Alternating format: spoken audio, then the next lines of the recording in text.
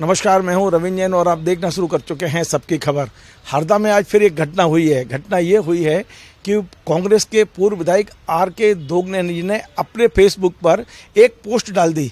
उनका ये कहना है कि ये पोस्ट जो शहर में पोस्टर लगे थे उसने फ़ोटो खींचा और डाल दिया। उस पोस्ट पर मध्य प्रदेश के कृषि मंत्री कमल पटेल का फ़ोटो है जिस पर लिखा हुआ है 70% लाइए और काम करा ले जाइए। इस पोस्ट के बाद वहाँ राजनीतिक रूप से काफ़ी हल्ला मचा और अब भारतीय जनता पार्टी के जो जिला अध्यक्ष हैं उन्होंने इनके खिलाफ एक एफआईआर दर्ज कर दी है। हमारे साथ में हैं आर.के. दोगने जी जो कांग्रेस के पूर्व विधायक हैं। हम उनसे समझने की कोशिश करते हैं आखिर आपने बगैर सबूत के इस तरह की पोस्ट क्यों डाली, और जब आपके खिलाफ एफआईआर हो गया है तब आप सीधे सीधे कमलनाथ जी से मिलने के आए हैं। शायद आपने वहाँ घटनाक्रम भी बताया, पूरा मामला क्या है। आपका स्वागत है दोगने जी। दोगने जी, आप तो बड़े जिम्मेदार नेता हैं, बड़े सीजन्ड माने जाते हैं। आप जैसा व्यक्ति एक जिम्मेदार मंत्री के खिलाफ इस तरह की पोस्ट लिख रहा है और फिर आपके खिलाफ एफआईआर भी हो रही है। नहीं, देखिए जैन साहब, ये सीधा सीधा जनता की आवाज़ थी। पूरे शहर में पोस्टर लगे थे, पोस्टर के मेरे पास वीडियो है, सब चीज़ें हैं। पोस्टर लगे थे शहर में और जनता बोल रही कि 70% लाओ और काम करा के ले जाओ। और करप्शन पटेल नाम लिख दिया है, इनका नाम दिया जनता ने पोस्टर लगाए। तो पोस्टर को अगर शेयर कर दिया तो कोई बड़ा भारी अपराध नहीं होता, पर उनने स्वीकार कर लिया। मैं आपके माध्यम से उसको धन्यवाद दे रहा हूँ कि उन्होंने स्वीकार कर लिया कि 70% बिल्कुल आप कमीशन लेते हैं, क्योंकि एफआईआर कराई मेरे ऊपर।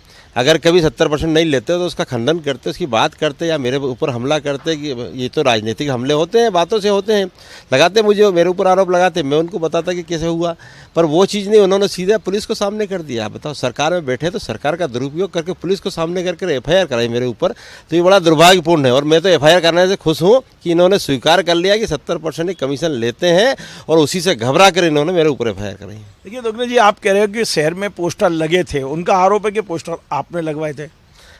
मैंने पोस्टर नहीं लगवाए, मुझे लगवाना होता तो मैं मेरे नाम से सीधे लगा देता। इनसे कोई डरने वाली बात नहीं, मैं डरता नहीं हूँ कमल। अच्छा, पोस्टर में जो लिखा है, मान लीजिए मैं आपके खिलाफ कोई ऐसी आपत्तिजनक कोई चीज़ शहर में लगी भी हो और मैं उसे यदि प्रचारित करता हूँ और यदि मेरे पास प्रूफ नहीं है तो निश्चित तौर पर मैं दोषी हूँ। यदि कमल पटेल जी के खिलाफ वहाँ पोस्टर लगे थे, 70% कमीशन की बात की गई थी, और यदि आपके पास उसके प्रूफ नहीं है तो आपने शेयर क्यों की उसको?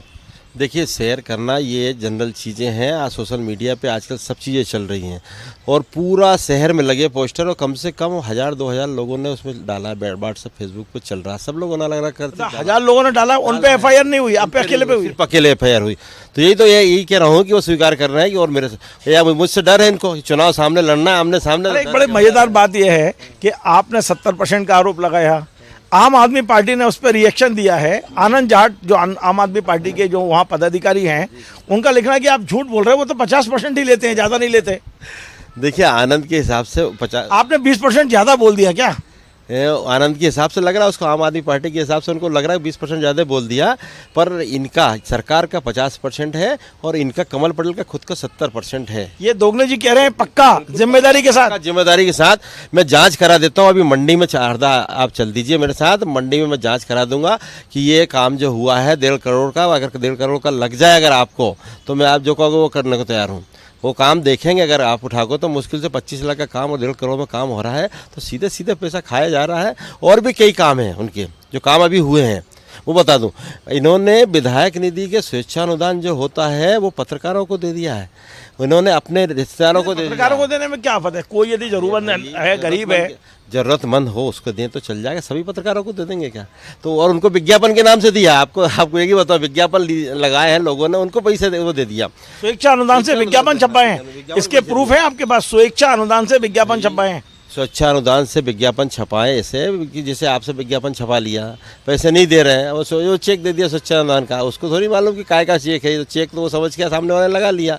अभी जांच करेंगे तो निश्चित निकलेगा वो। आप बहुत गंभीर आरोप लगा रहे हैं आप, एक बहुत जिम्मेदार और एक बड़े मंत्री पे। मैं और एक और आरोप लगा रहा हूँ, इन्होंने इनके कार्यकर्ताओं को जो बूथ पे बैठने वाले हैं उनको भी 10-10 हज़ार रुपये के चेक वही स्वेच्छानुदान के दिए, क्योंकि अभी 50 लाख स्वेच्छानुदान कर दिया, आपने देखा होगा अभी कुछ दिन। शिकायत क्यों नहीं करते? यहाँ देखिए, यहाँ लोकायुक्त है, EOW है, यहाँ तमाम सारी एजेंसी हैं, चुनाव आयोग है। आप केवल यहाँ मीडिया में आरोप लगाने के बजाय आप लिखित में कोई शिकायत की है क्या आपने? जी बिल्कुल शिकायत कराई है हमने, आरटीआई से जानकारी निकाली है। आरटीआई से जानकारी कलेक्टर नहीं दे रहा है कि स्वच्छानुदान की हमने कापी हमारे पास आ गई है, पर हम आरटीआई से निकालना चाह रहे हैं कि आरटीआई से निकल जाए तो ऑथराइज देती है, उसके आधार पर हम वहाँ काम करेंगे या कोर्ट में जाएंगे, पर वो ऑथराइज देने को तैयार नहीं है। ये स्थितियाँ चल रही है। कलेक्टर भी डरा हुआ, कलेक्टर को भी चमका रखा है उन्होंने, और इनकी सरकार ने ईडी को इनके शिकायतें ईओडब्ल्यू में भी है, और उसका क्या बोलते हैं उसके सीबीआई में भी हुई है, और पीएमओ भी हुई है शिकायतें, पर कौन कार्रवाई कर रहा है। लेकिन आपको तो सौभाग्यशाली रहना चाहिए। हरदा जैसे छोटे से जिलों को मध्य प्रदेश सरकार ने कृषि मंत्री दिया है, कृषि का बहुत बड़ा, और हम उनके पढ़ते रहते हैं, बड़े उनके दावे हैं कि मध्य प्रदेश में उन्होंने कृषि को कहाँ से कहाँ पहुँचा दिया उत्पादन। टोटल झूठ बोलते हैं। हरदा में कुछ भी नहीं किया। मेरा आरोप है आपके माध्यम से बिल्कुल सीधा, हरदा का एक जरा सा काम बता दे कृषि संबंधित किया हो तो। इन्होंने कृषि महाविद्यालय का कम से कम 4 बार घोषणा कर चुके हैं, 3 बार मंत्री रह चुके हैं, जब से घोषणा करते रहे आज तक कृषि महाविद्यालय नहीं खुला है हरदा में।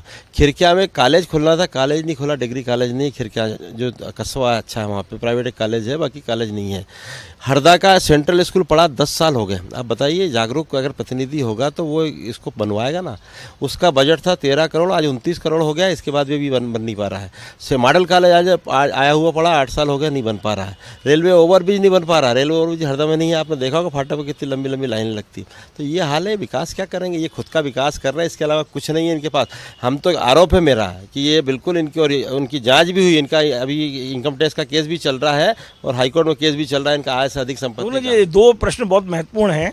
एक ये है कि कल आपके ऊपर एफआईआर हुई, आज आप भागकर भोपाल आ गए हैं, तो पुलिस के डर के वजह से आए हैं या पार्टी नेताओं को बताने आए हैं आप?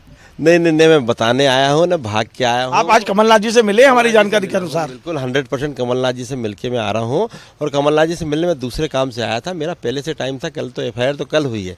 उनका मालूम है आपको नेचर कि 2 दिन पहले टाइम लेना पड़ता है, टाइम लेके पहले ही से ले रखा था मैंने, तो उससे मिलने आया हूँ मैं। इससे संबंध में नहीं आया। दूसरा एक बड़ा प्रश्न ये है कि हमने अभी सुना हरदा में 2-3 चीजें बड़ी चर्चा में हैं। एक मंत्री जी ने कोई कंपनियां बनाई हुई हैं और उस कंपनियों के जरिए करोड़ों रुपए का मतलब इन्वेस्टमेंट हुआ है इधर से उधर तमाम।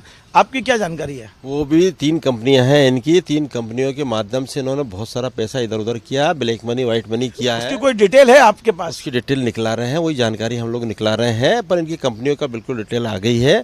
और उसमें बहुत लंबा लेन देन हुआ। एक का तो 1200 करोड़ का लेन देन हुआ है, कहीं 450 करोड़ का लेन देन। 1200 करोड़ बहुत होता है। 1200 करोड़ जी। इसमें मतलब क्या है कि जो कंपनियां जो चीज़ बनाती नहीं है, वो चीज़ों का ट्रांजेक्शन हुआ, ये भी आ रहा है हमारे पास। वो जानकारी मिली है, आ रहा है। वो जानकारी पूरी आ जाएगी तो मैं आपको पूरी जानकारी तो इस बार आप लोग चुनाव में कमल पटेल जी का बड़ा नुकसान करने के मूड में दिख रहे हो आप? बिल्कुल जनता का पैसा लूटा है साहब, लूटा है। आज पेस्टिसाइड की दुकान वालों से हरदा के मध्य प्रदेश की किसी दुकान पे चले जाइए, कंपनी वाले पास किसी पे चले जाइए, अगर उससे अगर पैसे लिए हुए काम हुआ हो तो उसका। बीज वालों पास चले जाइए। हमारे हरदा में गोडाउन को भरने के लिए सरकारी अनाज खरीदी जो होती है, उसको भरने के लिए 5 लाख रुपए गोडाउन वालों को देना पड़ेगा, वेयर हाउस वाले को। सोसाइटी जो खरीदी करती है, उस खरीदी कर लेना है उसको, तो उसको 5 लाख रुपए देना पड़ेगा तो मंत्री जी को। तो ये हाल है, बहुत काफ़ी भ्रष्टाचार। कहीं आर के दोगने जी पुलिस के डर के वजह से तो भोपाल नहीं आए ना? मतलब पुलिस का सामना करेंगे कल जाके आप हरदा में? बिल्कुल। मैं आपको जैन साहब बताना चाहता हूँ, कल हम 2 घंटे थाने में बैठ के आए हैं। थाने के सामने धरना दिया हमने कि ये गलत एफआईआर की है। उस एफआईआर का आप देखोगे कि ठीक है, मैंने अगर कमल पटेल को लिखा है ना, तो कमल पटेल एफआईआर करा था ना।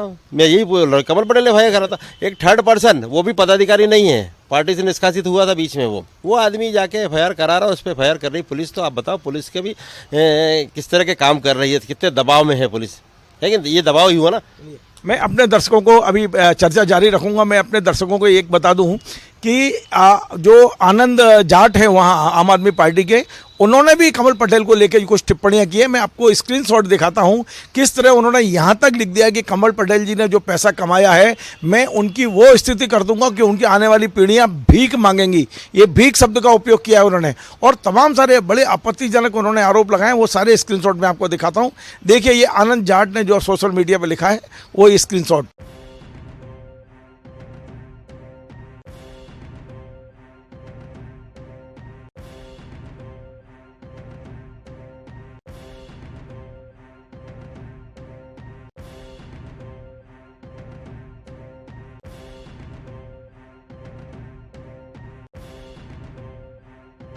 तो आपने देखे आनंद जाट ने किस तरह हमले किए हुए हैं, लेकिन आनंद जाट के खिलाफ एक भी एफआईआर नहीं, एफआईआर दोगने जी के ऊपर होती है। कारण क्या है? अब अंतिम एक सवाल मैं दोगने जी से पूछता हूं, आखिर वो आनंद जाट से क्यों डरते हैं और आप पर क्यों हावी होते हैं? मेरे से तो ये क्या है कि प्रतिद्वंदी हूँ मैं, चुनाव सामने लड़ना है मुझे। मैं भी कांग्रेस का प्रत्याशी रहा हूँ पिछले, और इसको हराया भी मैंने 13 से 18 में विधायक रहा हूँ, 18 में मैं हारा हूँ, फिर अभी हराऊंगा। ये मैं भी हिम्मत से पूरी दम लगा के चुनाव लड़ रहा हूँ, सामने हूँ। तो घबरा के उन्होंने मेरे ऊपर एफआईआर कराई है, और हम पुलिस के यहाँ सामने कल भी रहे, और कल हमारा हरदा बंद रहेगा। हरदा बंद करने का भी है प्लान, अगर उस पर कार्रवाई नहीं हुई तो। पर उसमें आप देखिए दुर्भाग्य कि इस तरह से ये दूसरा आदमी जाके एफआईआर करा रहा है और पुलिस एफआईआर कर रहे हैं, तो पुलिस भी जाती कर रही है उनके चक्कर में फंस के परेशान होकर। तो मैंने तो ये कहा है कि पुलिस वालों को कि भैया ऊपर वालों को जवाब देना है, ये कमल पटेल जवाब नहीं देगा, तुमको भुगतना पड़ेगा। पुलिस वालों को बोला है ना, तुमको भुगतना, तुम गलत काम करते हो। तो कोई कमल पटेल थोड़ी जवाब देने जाएगा, इसलिए ऐसे काम मत करो, थोड़ा समझो। Thank you. तो ये थे आर.के. दोगने जी, जो हरदा से बिल्कुल पक्के तरह से चुनाव लड़ने की तैयारी कर रहे हैं, कांग्रेस की टिकट मांग रहे हैं, और इनका साफ कहना है कि कमल पटेल से ये जो लड़ाई शुरू हुई है ये चुनाव के अंतिम दौर तक चलेगी। इस बार के परिणाम निश्चित तौर पे चौंकाने वाले होंगे। हमें भी लग रहा है, हम भी पिछले दिनों हरदा गए थे, तमाम सारी चीज़ें ऐसे समीकरण में बन रहे हैं। आम आदमी पार्टी भी इस बार महत्वपूर्ण भूमिका में रहेगी। चुनाव किस ऊँट किस करवट बैठेगा नहीं पता है, लेकिन ये तय है कि इस बार हरदा कुछ चौंकाने वाले परिणाम दे सकता है।